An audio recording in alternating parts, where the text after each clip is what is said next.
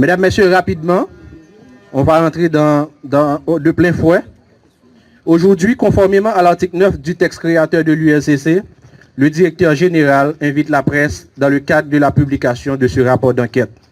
À présent, accueillons le directeur général de l'ULCC dans ses propos de circonstance, Maître Hans-Jacques Ludwig Joseph.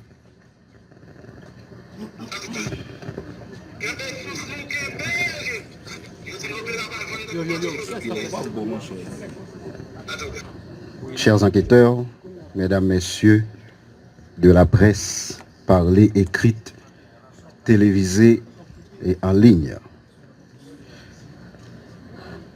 Ce mercredi 2 octobre 2024, l'unité de lutte contre la corruption continue d'assumer sa part de responsabilité dans ce combat combien courageux visant à imposer cette nouvelle forme de gouvernance basée sur la redevabilité, la transparence et l'honnêteté.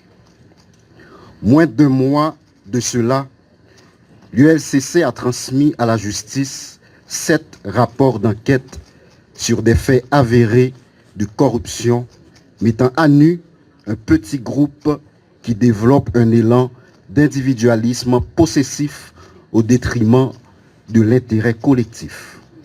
Ce matin, nous sommes en train d'assister à un événement sans précédent dans l'histoire politique et institutionnelle haïtienne où des hauts responsables de l'État qui assurent les attributions présidentielles sont impliqués dans un scandale de corruption. Les conclusions de l'enquête conduite par la commission mandatée à cette fin sont sans équivoque sur des atteintes à la probité de ces personnalités qui sont toutes également des agents publics avec la responsabilité de réduire les inégalités sociales, de permettre le vivre ensemble et de s'assurer du bon fonctionnement des institutions de l'État. L'ULCC, se conformant à sa mission légale, a mené une enquête impartiale, crédible et fiable sur cette affaire de corruption impliquant 3 membres du Conseil présidentiel de transition et l'ancien président du Conseil d'administration de la Banque nationale de crédit. Ce rapport d'enquête que nous publions ce matin, cet après-midi alors, concernant les allégations de sollicitation des 100 millions de gourdes par les membres du Conseil présidentiel de transition est issu de plusieurs mois d'investigation et de documentation de nos enquêteurs expérimentés. Ce travail effectué avec un élan d'objectivité est aussi un plaidoyer pour la bonne gouvernance et l'usage strict de l'intégrité dans la gestion de la chose publique. L'ULCC se trouve encore à ce carrefour historique en fonction des enjeux et de l'ampleur des grands dossiers à scandale qu'elle conduit. Cette institution qui détient cette noble charge de moraliser l'administration et la vie publique en général, de protéger les biens publics et collectifs, répondra toujours, sans moindre doute, à ses rendez-vous avec l'histoire. Et tous ceux qui gèrent les fonds publics ou qui occupent une fonction à forte influence ont désormais des comptes à rendre à la nation. Ce changement de paradigme est en résonance avec les objectifs de cette période intérimaire insérée dans le décret sur des réformes profondes et considérables en vue de proposer une nouvelle forme de gouvernance axée sur le sens profond du service public.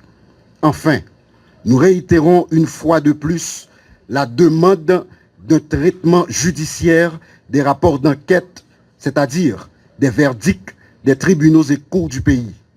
Je veux rappeler que les juges sont appelés à décider en toute indépendance, en priorisant l'intérêt général, en s'efforçant de résister aux forces occultes détentrices d'avoirs importants issus des actes de corruption qu'ils sont tenus de réprimer. L'ULCC demeure une grande alliée de la justice et travaille pour la justice. Chaque journaliste ici présent sortira de ces lieux avec un résumé exécutif de ce rapport d'enquête, comme me l'autorise l'article 9 du décret du 8 septembre 2004 créant l'ULCC. Nous décidons d'impliquer chaque citoyen et chaque citoyenne dans cette quête de bonne gouvernance et de reddition de comptes. Historique, c'est un signal fort qui montrait que Haïti demeurait et était un état de droit, qui donc personne, quel que soit rang, quel que soit statut, pas piro, ni en les têtes la loi. ULCC a continué sans arrêter, avec même énergie, traquer tout corrompu à tout corrupteur. Du haut de nos 20 ans, des 20 ans de l'institution, l'ULCC assume sa part. Ensemble, nous avons...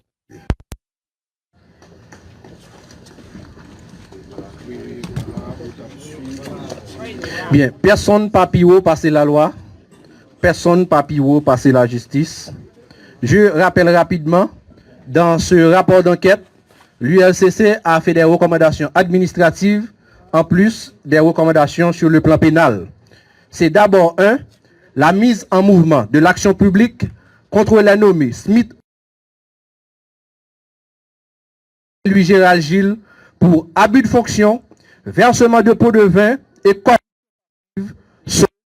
conformément aux dispositions des articles 5.5 et 5.6 et 11 de la loi du 12 mars 2014 portant prévention et répression de la corruption.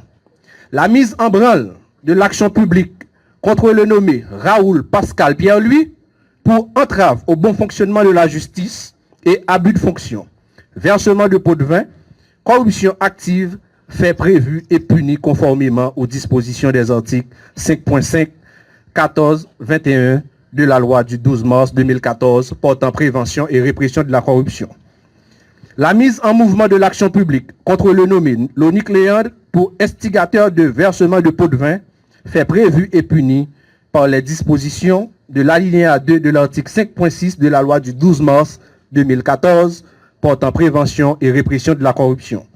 La demande d'extradition du nommé Pascal Pierre-Louis par l'autorité judiciaire compétente pour les faits. Ce, conformément aux dispositions des articles 14 de la Convention interaméricaine contre la corruption, 43 et 44 et suivants de la Convention des Nations Unies contre la corruption, du traité d'extradition entre Haïti et les États-Unis d'Amérique et l'article 1er de la loi du 14 décembre 1912 sur l'extradition des criminels fugitifs. À présent, le protocole va conduire le directeur général à son bureau pendant que chaque journaliste recevra un résumé exécutif